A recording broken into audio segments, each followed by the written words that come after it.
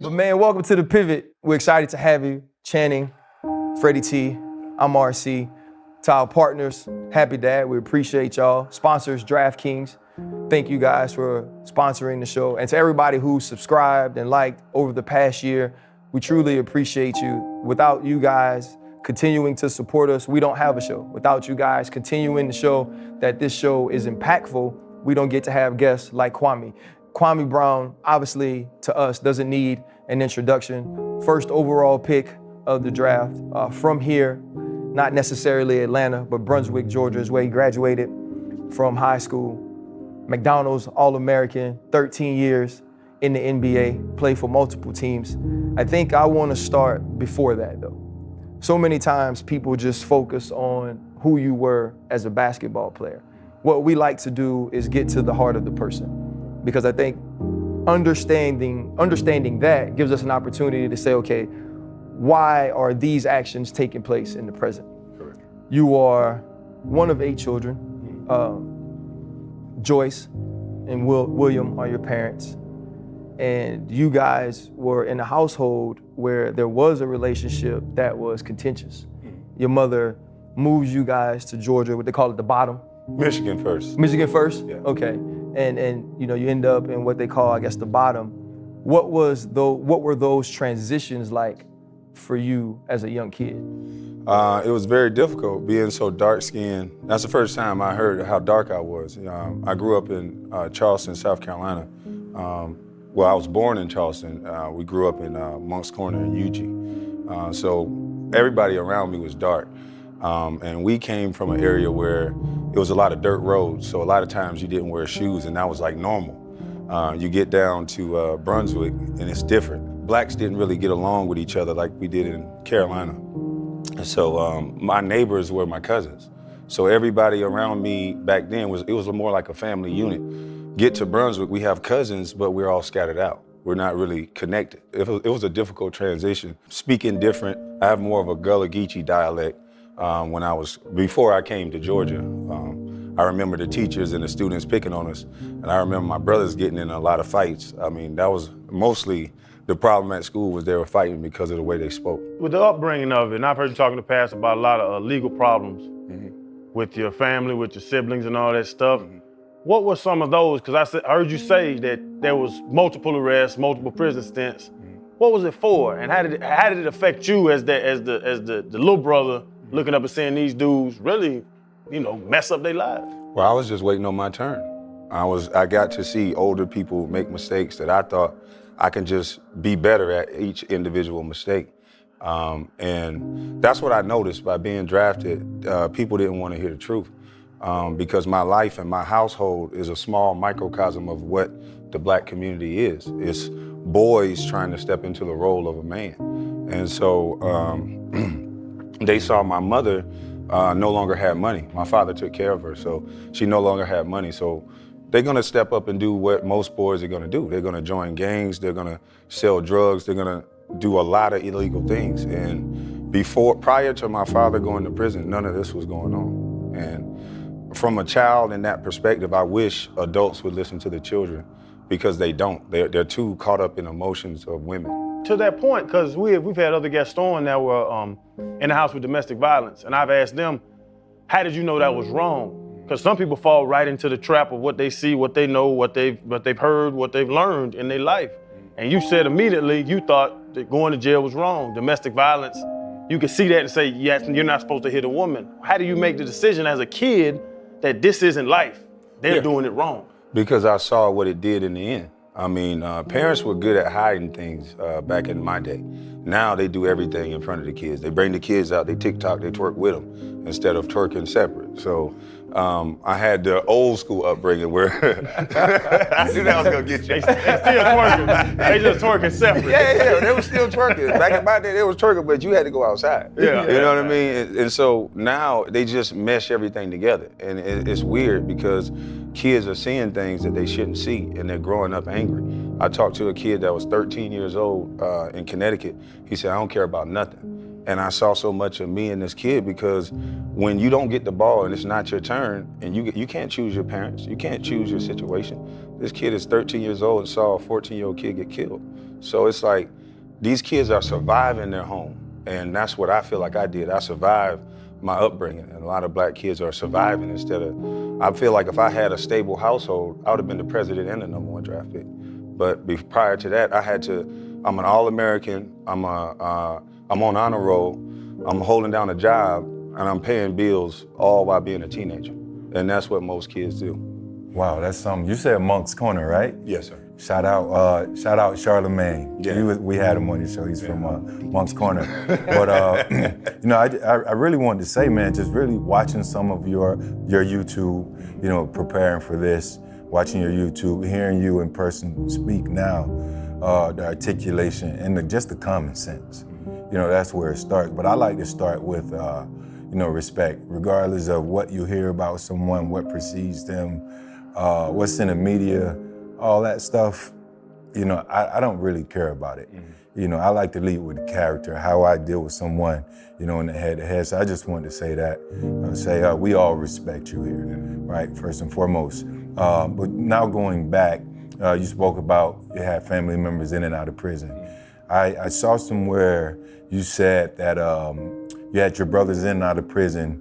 Most mornings you would wake up before sunrise, you'd be handcuffed, lay flat on your chest. Yeah. And then you would still have to get up and go to school and try and figure it out. 7 times in a row. 7 times, wow. Yeah. Speak to that, because that has to be like just the frustration and everything it brings. You could have easily tried to emulate your older brothers and we wouldn't even be sitting here right now. Well, I did. That's what's unfortunate about the situation. Every kid in that situation, before I discovered I had a talent and I could get out in basketball, but my first love was football. But before I started growing, I grew from 6 foot to 6'8" in one summer. 8th to 9th grade. Yeah. Right? So I was like, man. But prior to that, just like most kids, you're attracted to that.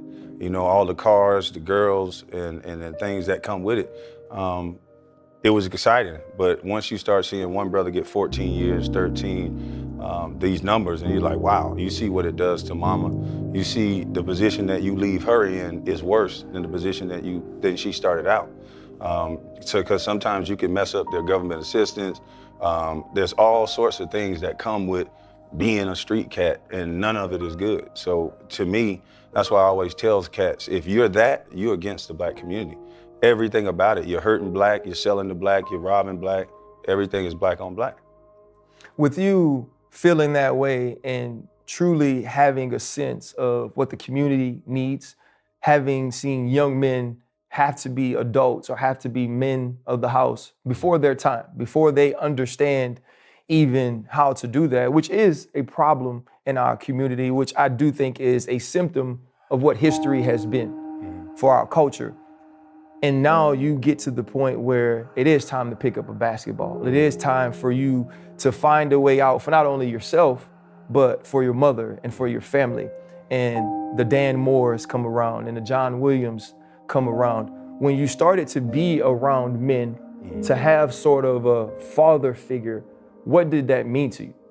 It meant accountability. You can't hold me accountable if you up all night, selling drugs. So it was an older brother trying to be a parent, but he was flawed himself. So uncle stepped into the role, but Mr. John filled that gap.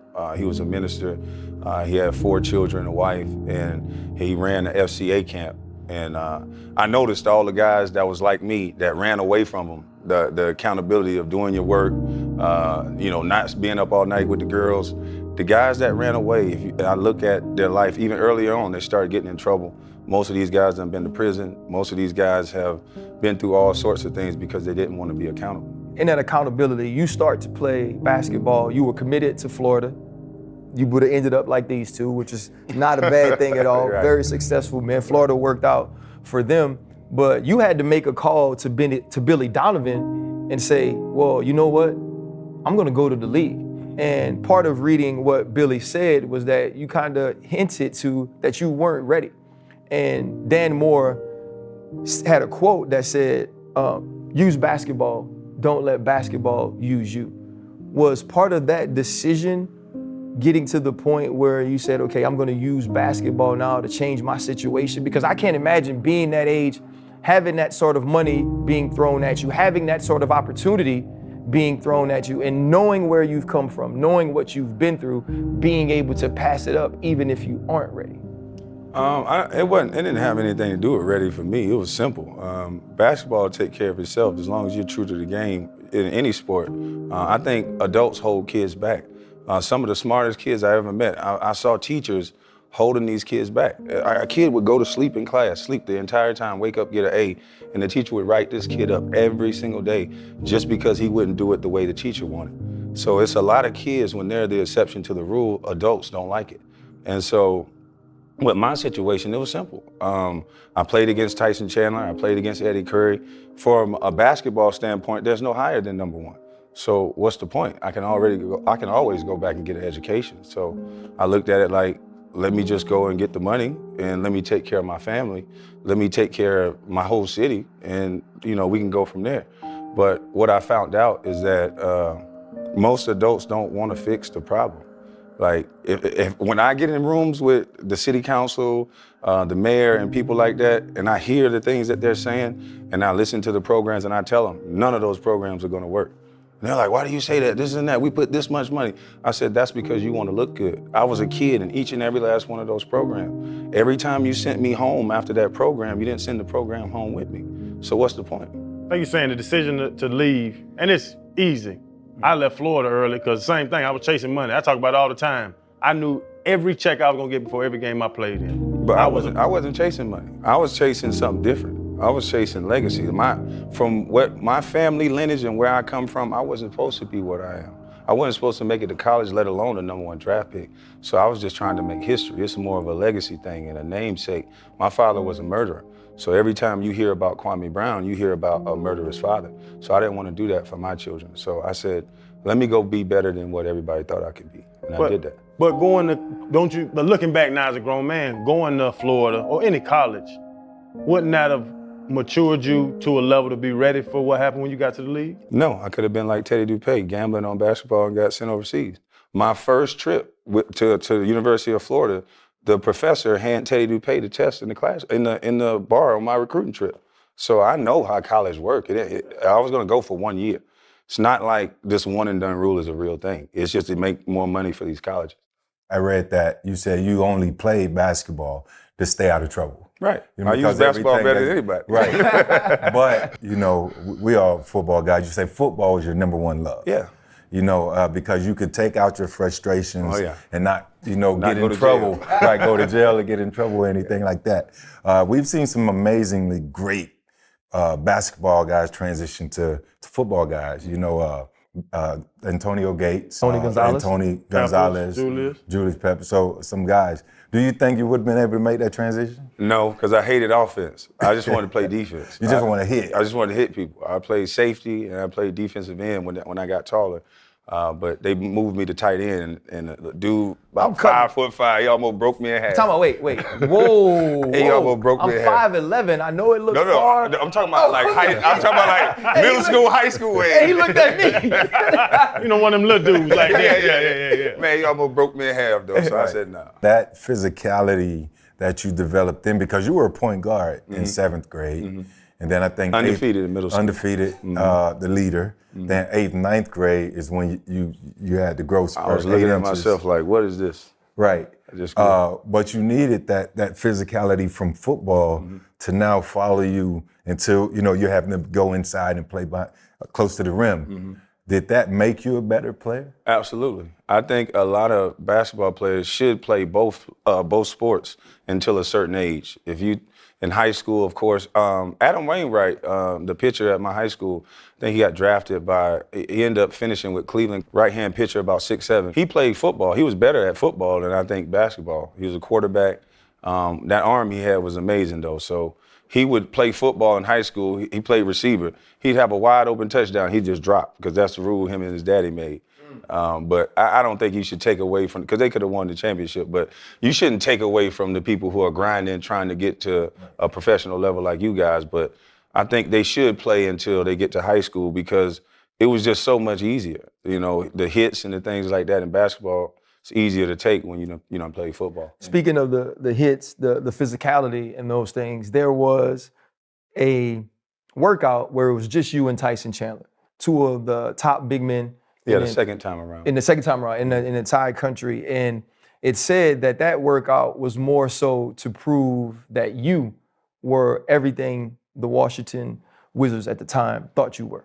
I don't know what excuse they made this. That was the excuse I read necessarily. And, you know, after that workout, it said that you dominated, though, which I guess for you, that type of competitiveness, that type of physicality that it takes to win in such a one-on-one battle, that may make the decision who's the first pick or who's picked first between you two. I would think that mentality has to be one of a champion. But it said you talked to Michael Jordan after that and said, if you pick me, you won't regret it. It was Doug Collins. It was Doug Collins? Yeah. Okay. What made you so certain that you were able to say that?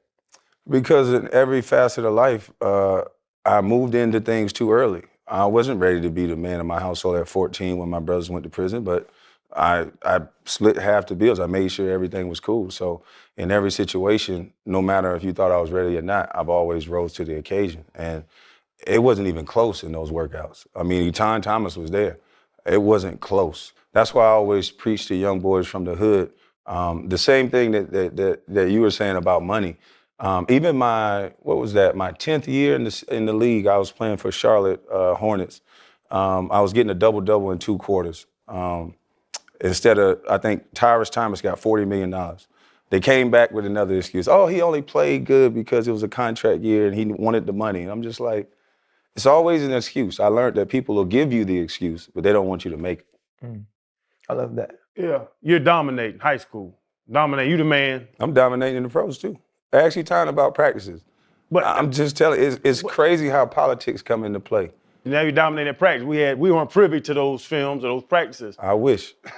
Then what happened game time though?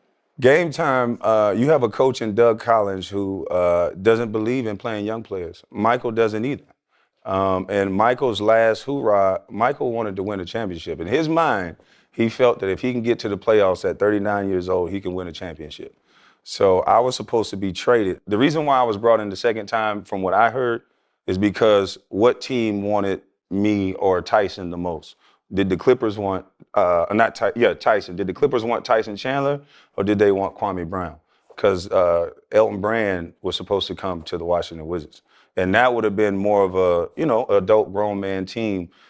He wanted a team full of North Carolina players and he believed in Elton Brand. Elton Brand was averaging a double-double. It made more sense. Going into the pros, very young, 18.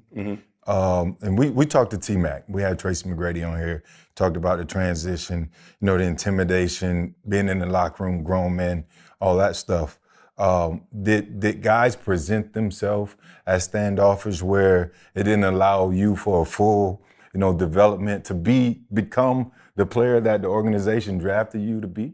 Well, teams weren't ready to have an underage guy in the locker room. Everything changed when I got there. There's no more drinking in the locker room, no more smoking. There's places that I can't go as a 19-year-old, and it was just different. It was totally different. And now I think I paved the way for how they handle young players now, but it was just totally different. And with that, you speaking different, is there anything you would have done different, from the day you stepped foot inside the NBA until when you left? Is there anything because I don't want to give you an excuse. I want to ask you if there's anything that you could have done differently that would have made you a better pro, developing a routine, nutrition, like whatever it may have been. The floor is yours. I think every basketball player, every person who plays sports, once you go through the type of adversity that I've gone through, where you have the media attacking you at the same time, you have a team not playing you. I had the whole world talking about me at one point. That's tough to deal with at any age. So I just got quiet, and I think it made me too much of an introvert. So I'm mostly a fun-loving, bubbling, gentle giant. So I think at first it made me this, if you watch me, even when I make a good play, I wouldn't even celebrate. And we had kind of a no-nonsense coach in middle school that made us kind of that way, but I think it kind of made me go into a shell. And I did go through a period where I didn't stay true to the game, where I didn't work out as much as I should. But at the end of the day, every time they called me, I was always ready. I think it happened maybe once or twice, maybe once earlier on in my career where I'm just like, forget it. They don't want to play me, you know, this and this and that. And it took Chris Whitney, he's a veteran point guard. He's like, no, you know, you always work out. You always stay in shape. That's the only thing you can control. Anything else you can't control. You can't control the minutes. You can't control if you're going to get in, none of that. You can control what you put into the game. Speaking to your earlier point, I've been shot at before I got to the NBA, so it wasn't no pressure. When you grow up in that environment, I've seen real life pressure. The only thing is, I was frustrated with the thing that nobody wanted to hear me speak. They kind of treated me like a child. Every time I would say something, they'd try to tell me, no, that's not what you really mean. And that's what I really meant. And so it's kind of hard trying to talk to adults that don't want to hear you. It just made me frustrated. So that's one thing I could have changed. I'm gonna say this, and you know, I don't know if Channing and Fred feel this way. You didn't speak for a very long time. Nobody want to hear the truth. Like, so people didn't hear from Kwame Brown. And then when it was an opportunity for you to speak, you were almost forced into it by whether it was the emotion of the things you've heard, finally being tired of people continuing to say whether it was that you were a bust or speak negatively about your name when things weren't true. And then when you finally spoke, it was so much and it was so fast that people immediately thought that's who he is, right? Whether it was the expletives, whether it was the name calling, basically just defending yourself, right? You get backed into a corner, now you come out swinging. And I can be honest, and everyone you speak to, when you say you're gonna have Kwame Brown on, it's all like, oh, for real? What are you gonna get? And I don't know how much longer we're going to go, but I wanna say this. What you've talked about are traumatic experiences that aren't unique to you, but that are unique experiences for a human. You have processed those in an extremely mature and adult way. And the way that you've communicated, at least with us right now, throughout the beginning of this show, this episode, this podcast, whatever you want to call it, it's actually phenomenal, bro. Yeah. And I want to commend you on that, because I think people will constantly go at humans who have experienced a level of trauma that they never will without being able to understand how that changes a person. Yeah. And so, man, I appreciate you. To me, it's confusing why people don't understand what I was doing. I even said it on live several times. There's a song, Sexy Little B, Sexy Little H, let her play in your throat babies. I'm trying to bust all on you. We monetize black males that talk like I talk on the internet. Our culture, I was trying to show them our culture. 30, 40,000, 60,000 people watching me curse people out just because they're used to seeing that. It was like a #1 draft pick doing it, so it's new, it's fresh, so let me see what he's doing. So I gave them what they actually wanted. And that's what we're monetizing in our society. We want to hear black males talk ignorant, talk about killing. The women are talking about, we had Beyonce. Now I love Beyonce. We had Beyonce say church girls go twerk. That's crazy. I don't see no other culture, no other race talking about sex, drugs, and murder the way our culture does. So I just brought it to the internet. But why would you, because you seem very in tune into what we go through in our communities, the perceptions of our communities, and you chose to make that decision knowing how people will perceive you, and then cast that perception on the lot of black people. And for you to be able to say that it's monetized, that they want to see it, it's what's expected of us, and then still do it, though, that doesn't make sense to me if you know how that perception is going to affect the community. So why would you still give people what they're expecting or what they're wanting when you can sit here like this and legitimately change lives? I'm listening to you right now, and I'd put you in front of any group of kids, anybody that's ever been through anything, and say, listen to this man, his knowledge can help you. You had an opportunity to do that because the world was listening to you because they wanted the bullshit, and you gave it to them. Why would you do that? Because of interviews like this. They still listening. It's like I tell people in real life, I'm not a one-trick pony, I'm a real person. Everybody has more than one facet. Everybody code switches. Most people talk like I talk in the barbershop when they go home. I brought the barbershop to the internet. I brought the coffee shop talk to the internet. That's how people really feel. That's how people really talk. My cousin, my uncle, they talk like that. My grandmother would cuss you out and then make you a sandwich. I mean, that's just was our culture. So we shouldn't be so offended. But I just see that how can you be so upset by a former athlete talking like this when you have rappers that you're paying millions of dollars and they're influencing the kids more than me? They're gonna talk to the kids more than me in a sit-down meeting talking like this. Kids don't listen to people who talk like this. I did that so they can listen, and now I can just sneak in a little bit of juice. I would say it comes off as angry. Mm-hmm. And I don't know if you mean to, or so you mean to, why would you, like you're saying, you're trying to prove the point, I would say. You're trying to make a difference. The old saying, get the bees with honey type thing. You come off as so angry. I don't know if I can look up to that person that seems like he's angry with a number of people and a number of facets of the society. So why wouldn't I be angry though? When women sit down and they talk about traumas that's happened to them, don't we all pay attention and listen and understand? Why is it when a black male says that I grew up in a household with no father, I grew up with no leadership, I've been shot at, the police profiled me, I get no respect from males or females, why wouldn't I be angry? And that's the problem. We keep trying to tell black men that you can just man up, you have no reason to be angry. We do. I wanted to sound that way so people can pay attention, because men are at a point where it's getting to a melting pot. We get no respect. Did you see Tank Davis hiding from a woman? And they called him a woman beater. What did we see with Brother Dana White? The media ain't talking about it in the same way. So what I've been talking about on my platform is the complete disrespect, not only athletes, but black men as a whole. Why is there no black boy magic? Why was Stephen A. going to colleges talking about NBA player, whether he was good or bad? He was at high schools, he was at colleges. What was so special about me that I needed a NBA analyst to go to high schools and colleges?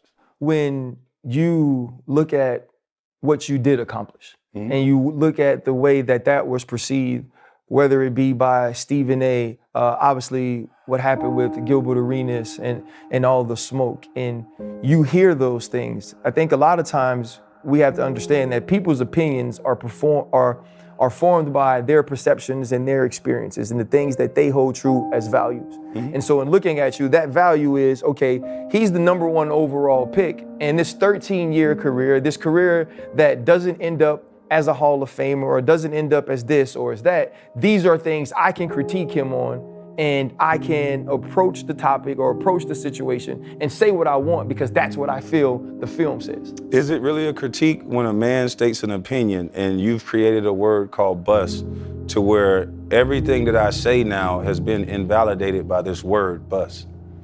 I'm a #1 draft pick. You're looking at history in a room. Stephen A. Smith, a guy who can't do what I do, came up with a word that a guy working at Walmart can use against me and think it has some power. But you want me to believe that this is just talking about a game? How much power does that word have? It has power for as dealerships, deals and sponsorships. Who wants to work with a bus? That's the point that I was trying to make the entire time. If you listen to the beginning of how it started, when Jack is tapping, or Matt Barnes is tapping Jack to wake him up to be a part of the joke, they tried to invalidate a whole man. It wouldn't have been funny if they would have just said, hey, Kwame Brown was the worst draft pick ever, in my opinion. Cool, that's your opinion. But it wasn't nobody in that trade. It was only 2 people in the trade. So I wasn't even there. So you're gonna rewrite history like I wasn't there. And that's the problem. They don't do that to black women. They don't do that to white women. They don't do that to white men. Scalabrine is known as the white mamba. Why? Because it's funny. No, it's not. He's definitely not a guy that you can even put, because once you say white mama, that means you're putting him on the same tier as Kobe Adam Bryant. Morrison, Trajan Langdon went to Duke, didn't fizz out. White Chocolate, all these players that come in, Brian Cardinal, Zaza Pachulia, what was his name? He went to the Boston Celtics. So we have all these players that if it's just about good and bad and pecking order, who's better and who's not, that should fade away at some point. I'm 40 years old, but the tag bus is still there. I think when you look at a guy like an Adam Morrison, he for sure absolutely didn't live up to any of the hype he had coming out of Gonzaga. I think he was drafted 3rd overall by Charlotte. And so I do agree with you that at some point it should go away. I think you became the butt of a joke that people just won't let go. But this is the thing. In our community, can we afford to joke like that? You're talking about a man who took his family out of poverty. You're talking about a man that if you compare me to the average black man, it's not even close. You compare a kid that's 14 years old, that was responsible enough to get a job, that's a 3.0 GPA, that was signed, sealed, and delivered to go to the University of Florida by the 10th grade. You want to talk about preparation? You want to talk about not being ready? I've been ready all my life. Why wasn't I ready at this stage? I've been ready all my life, or I got ready. So it's no excuses. Like I've never accepted and I never will, because I know who I am. And see, that's what society wants you to do. They want to beat you down and turn a screw in your back, and they want you to act like it's not there, and I won't do it for them. Hearing those negative connotations, the attempts at invalidating who you really are, the fabric of you, and also hearing you, speak about being younger, adults not wanting to hear you. Being an 18-year-old in the locker room, the adult professional male not wanting to hear you. And even now, the Channing talked about anger. You're doing it because you want to be heard. All of that stems from your upbringing. Why is it so important to, validate yourself to people who just, a second ago I said I like to lead with respect, right? But these people are coming across as totally disrespectful. Why try to validate yourself to these people and come across angry, in the process? Because you're not, I don't think you're really that way. No. What I'm doing is for the kid. See, this is the thing. When I go speak to young kids, I play my lives for them. I let them hear it. I know why you're angry. I don't never try to talk them out of what they are. They're angry for good reason. Am I angry at 40? Absolutely not. I fight for the young kids now, because for the longest, males have been invalidated. Nobody won't answer my question. Why was Stephen A., an NBA analyst at colleges and high schools? What was the big deal? What were they learning? What did he get paid to do? See, when you sit down with people and you ask them real questions, they don't want to answer them. When I'm telling you, there's an easy way to help fix our community. I'm talking about from the inside out. I go sit there with the city council meetings. I said, it's not about programs, it's about the foundation first. You got to help fix the homes. You got to incentivize their fathers to come back. Because I was a child in that situation, I understand this. These programs are not going to work. You know what happens? They just go get some money for some other program that's going to help somebody else that's screwing up their life. It's not going to work that way.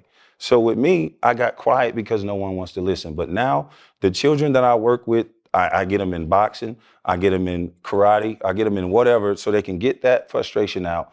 Then we start working on their mentality. No, don't let anyone tell you who they are. Take whatever power, whatever word that they use. This word bust made First Take and Stephen A. rich. Let me say this. I don't know why Stephen A. were at college. I don't know anything about it, right? If you fast forward, because that was around 2000, right? 2001, because I remember Jalen when you were Rose, drafted. Then, if you fast forward to 2022 or just from a few years ago, including social media, all this stuff, rivals, all these different recruiting programs, it seems to me that he was almost a visionary. Like the media, going to high schools, going to colleges, getting in front of everybody, because that's all we see now. They follow these high schoolers. We don't know if they're going to pan out, but they do crown them the next great LeBron or Kobe or Mike before they have a chance to do anything. But what I think, though, and I know RC has the power to set this up, maybe you and Stephen A. should talk. Ask him. I've asked Stephen A. many times to have a conversation, but he's not going to be able to answer those questions, because what I think it was to make this one and done rule set in place. I think I was the poster child for this one and done rule. If you look up every article that's written about Kwame Brown, it's negative. Sally Jenkins wrote an article as if I'm the dumbest guy in the world. When you can look up public records that I have a 3.0 GPA, you can hear the way I speak now, but because I know what I want to do and the way I want to do it, then somehow I'm a problem. Sally Jenkins met me for maybe 2 hours and wrote an article as if we knew each other for 20 years. Rachel Roy, same thing. I know what they actually are doing, and it's to diminish the male image. And I just can't see anybody coming with some real proof to say otherwise. Regardless of whether you think I played good and bad in basketball or not, Stephen A. has said things like, Andrew Wiggins, I wouldn't trade him for a box of cereal. He don't say that type of stuff about other players.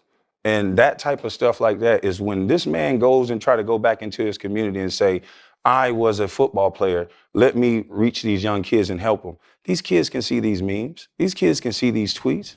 They're not gonna want to work with him.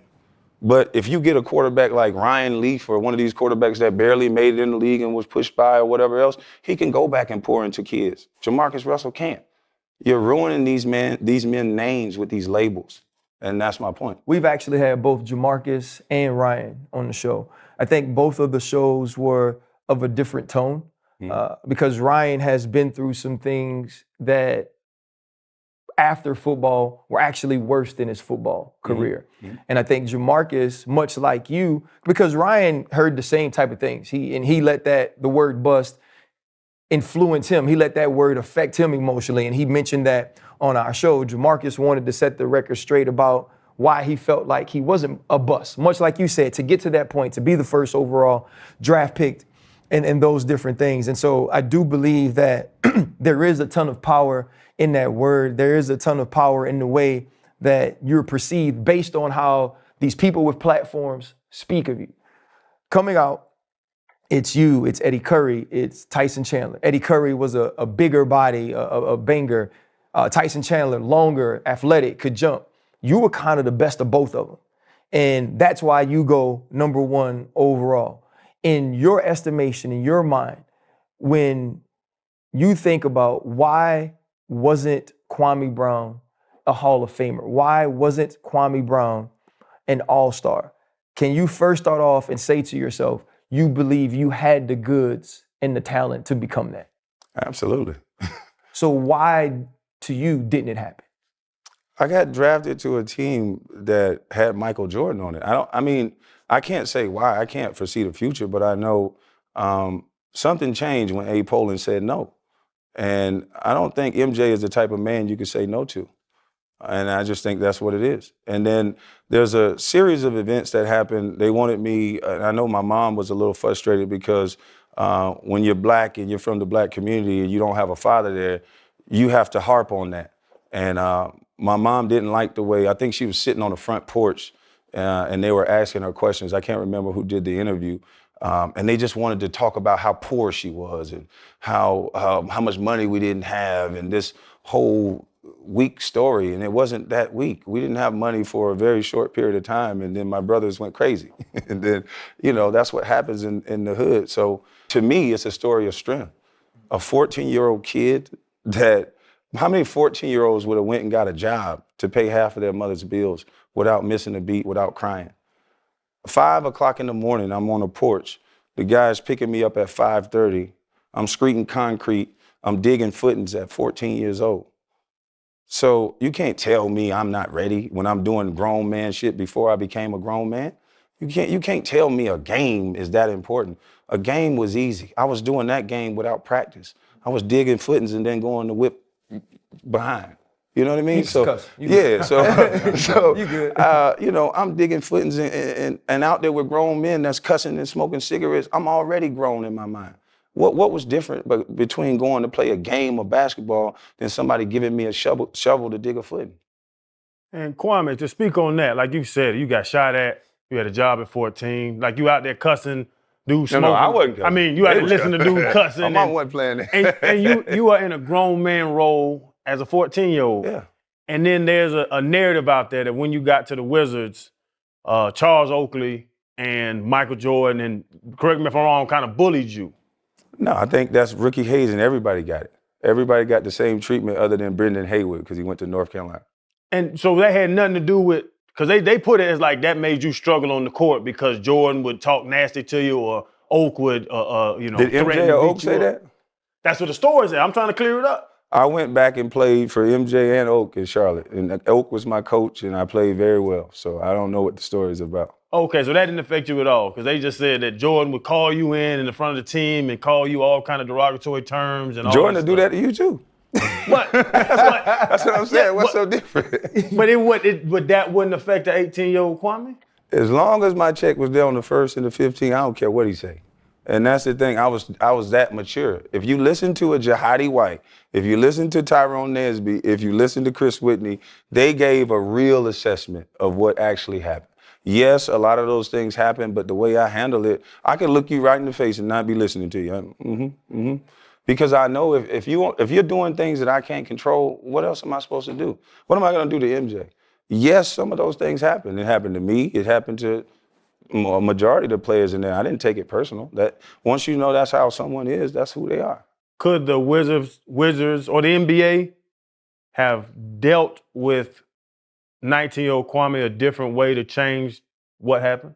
I don't think the NBA had anything to do with it. I wouldn't blame the NBA on it. I wouldn't even blame more so MJ. He had a great enough career that he deserved to get what he wanted. I mean, I think the trade should have happened. That's why you don't hear me out bashing MJ. Why bring a 39-year-old guy there and draft a young guy if that's not what he wanted? I think Abe Pollin and him should have had a better conversation than the one that they had, because I got trapped in the middle between Rasheed Wallace leaving, Ben Wallace leaving, Richard Hamilton leaving. All of these guys left Washington. There's one destination. And then I'm forgetting Juwan Howard. So Abe Pollin wasn't finna let that happen again. So I just think they should have had a better conversation. But you also said that the NBA was not ready.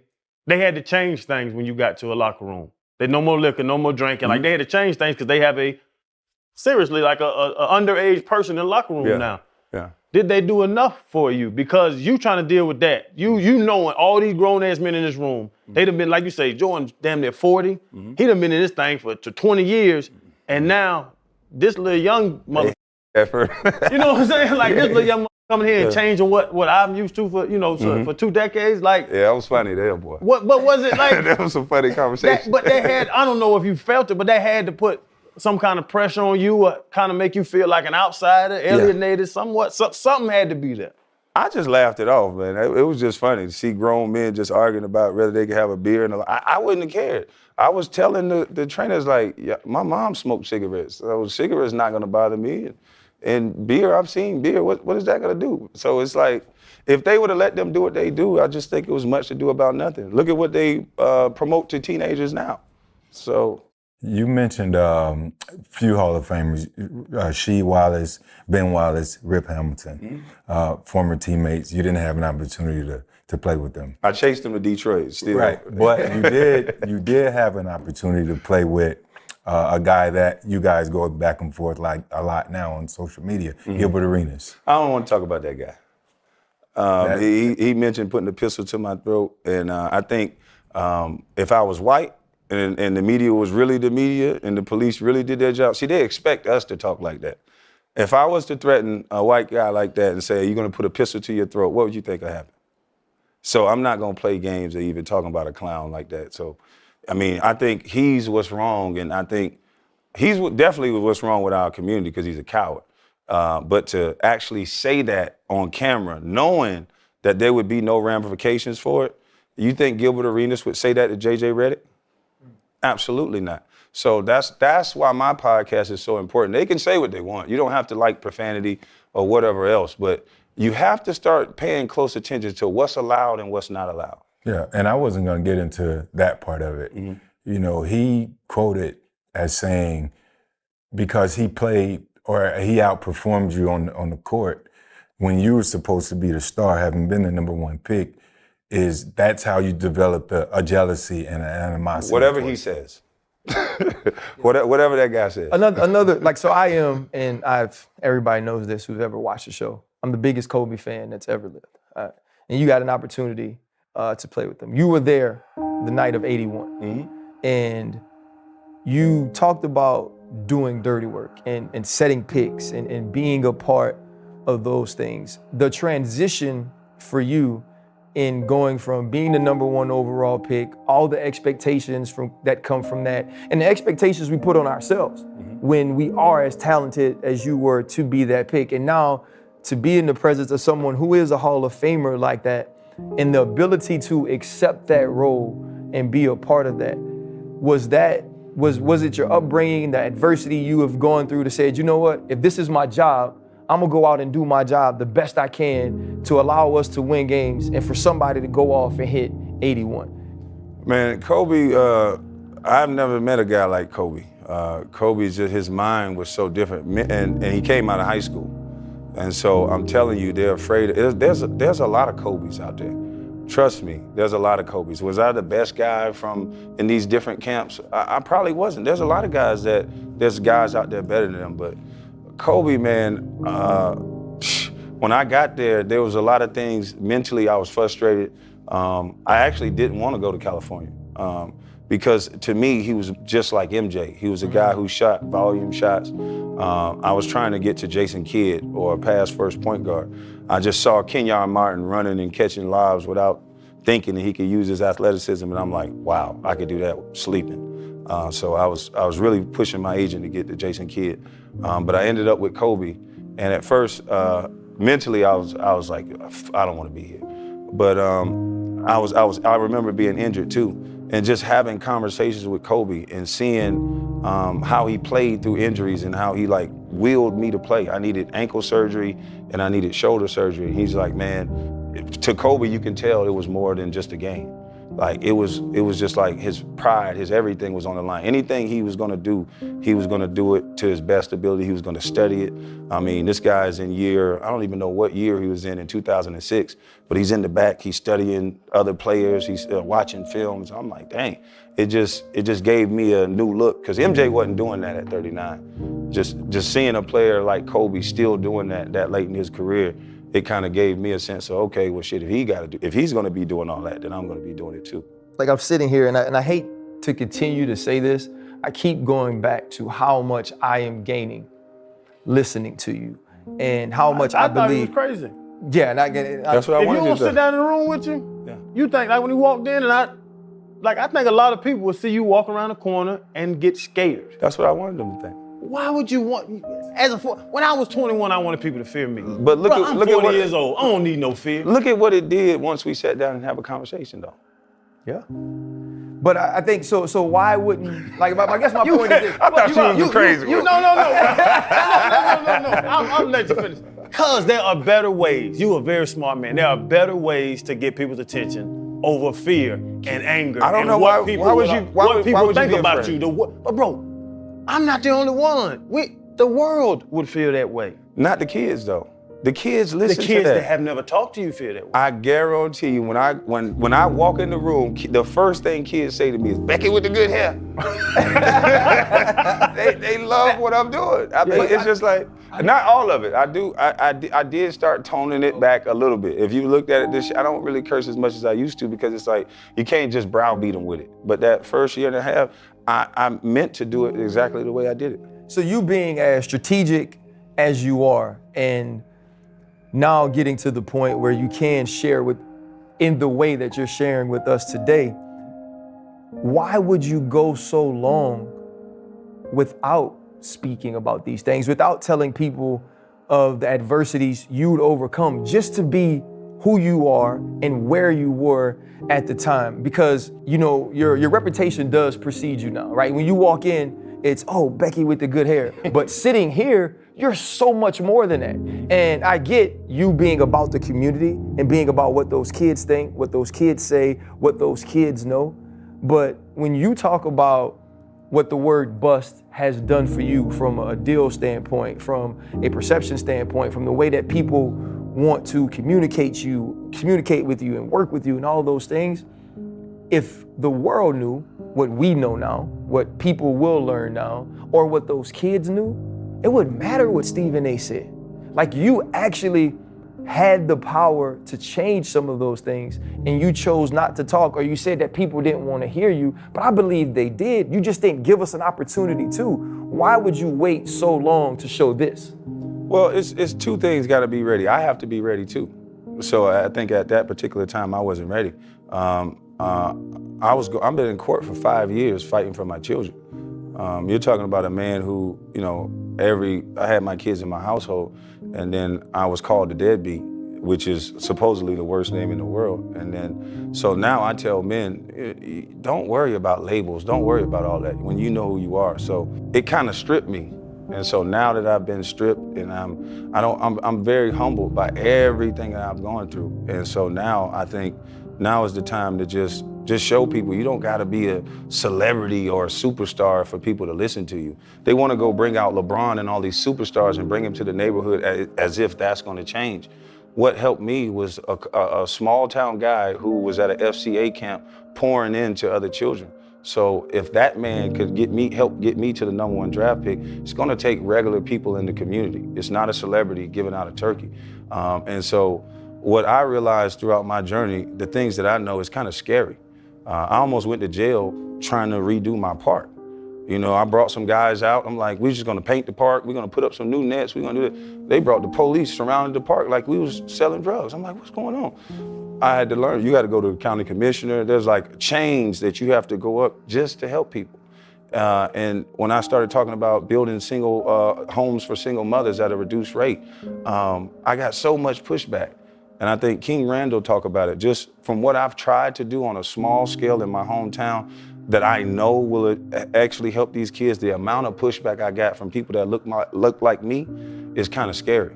So it's my belief that there's a lot of money that black folks make by black dysfunction. Have you ever seen or met a deadbeat at the courthouse fighting for his kids?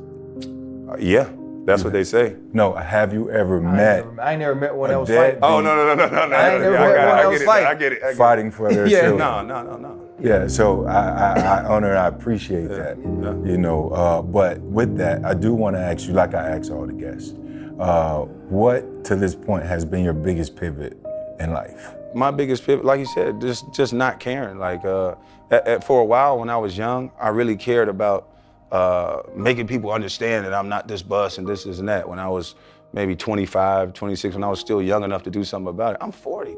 I don't play basketball. I don't care. I just want people to see the difference in how the media spin these narratives and destroy these men's name.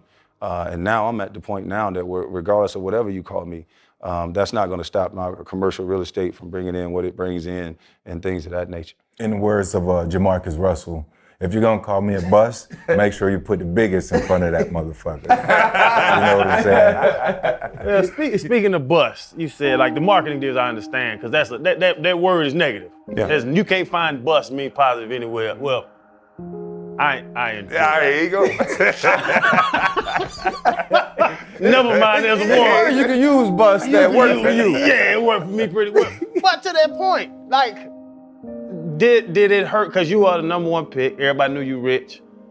Did bus mess up the women? Was there anybody at a club talking about, oh, that he a bus? Or was it status quo for the first pick of the draft? I think it was better. Being a bus is better. How's that? LeBron can't do what I can do. They take pictures everywhere he go. I was a bus. Ain't nobody take pictures of me everywhere I went. But you still big as hell. You can't It don't matter. sneak nowhere. I can fit in a Corolla. I'm just gonna tell you. Hey, look, it was better being a bus. Trust me. Yeah. You enjoyed every second of NBA, even through that rough time, through the time when you cared what people said, through the young Kwame growing up. I don't want to keep calling it anger because you say you're not angry, but that No, it was anger. It was anger. Yeah. So that anger didn't negatively affect your life as you moved up through, which should be, and I think to your point, which was a great time of life, which was living out a dream, but you always had this cloud over you that was that word bust. Right. Well, Craig Hodges played an important role in that too. I got with Craig Hodges and he was showing me how to shoot free throws after I tore my shoulder up. And he was just like, he just walked up to me and got close. He said, look, I can see you wearing the pressure on your shoulders. Like you really care, I could tell. He was like, I heard all kind of things about you. He said, he's just like, let me tell you something. You got all that money, fuck them free throws. Don't care about making no free throws. He's like, just relax and just shoot it. And he would just come to me and talk to me about just let it go. And in real life, he would just say, just let it go. Anything that you're going through, just let it go. And people always say this cliche saying, let go and let God. But when you really sit back and think about what it really means, like I can't control whether somebody think I'm a bus or not. So now it doesn't affect me. I just go out and I just do what I'm supposed to do. And if you look at my life compared to most people, if you think that's a bus, that's on you. The loudest opinion of a man you don't care about should be the most silent thing we ever hear. Mm-hmm. because that can't affect you. That can't change who you are. And from today, in not caring about opinions, you actually shouldn't care about the ones that are positive either. I want to tell you, man, you have 100% changed anything I've ever thought of you. And I'm not one of those people that thinks a person being a certain way is bad or a person being a certain way is wrong, because I don't get to make that decision. But I did think, okay, how do we sit Kwame Brown down and get to the bottom of who Kwame Brown is? How do we basically get through the BS that we see when people are attacking him? And it took zero work. Yeah, who, why, what, when? You sat down and you were you. And what's going forward for you, and this is where we're in, and what's going forward for you and the things that you've been able to accomplish since saying, you know what, I'm gonna speak my mind, I'm gonna be a part of affecting these communities. What goals have you set for the changes you're trying to make and who Kwame Brown is gonna be in the future? I give my time more. The most important thing we got is time. And I pour into children in a way that I know they'll understand it. Most people, when I was poor and in that situation, I thank God I met Mr. Mosley, because everybody else tried to give us something. And after whatever they gave us ran out, we was back in the same situation looking for somebody else to give us something, especially when I was 13, 14. It was a man named Mr. Mosley. He came to me and said, I ain't giving you shit. He said it straight just like that. He said, no one cares that your brothers are in prison. No one cares about your mother. No one cares about anything. He said, what are you gonna do about it? And I was looking like, whoa. And so he gave me an option. You can either do this or you can do that. You can be like your brothers. And he gave me a job. And I went and worked every day. And so that's what I do to these young kids. I challenge them.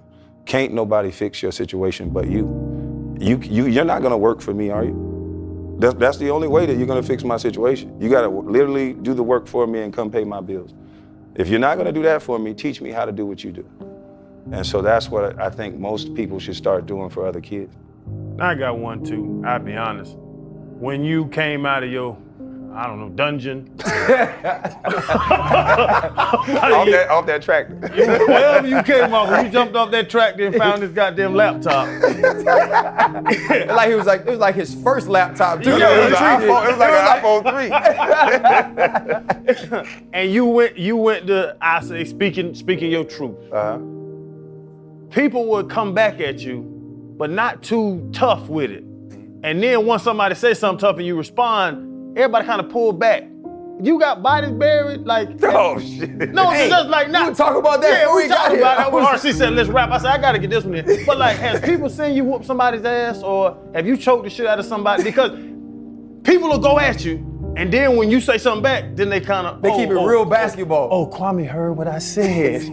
That's only because those guys are not like that in the beginning. It's not that I'm just some tough guy. You can tell when a guy's faking. I mean, who wants to just run around fighting somebody all day? I'm 40 years old. You all of us are here 40. Y'all want to get in a fight with somebody? No. Only if I have to. And I learned how to do it well through getting my ass whooped. I got older brothers. It is what it is, you know. I can take a good punch. But that's not what I'm about. And that's what they tried to make a depiction of me. But if that was the case, I'd have been in jail. Yeah. Do it for me, bro. That's a wrap, man. Hell yeah. Appreciate you, boy. I thought you was gonna get a little crazy. No, y'all speak. Hey, he was too damn smart. Yeah, you were too nice today. You too small. He was too smart. I fuck with goofy motherfuckers. Yeah.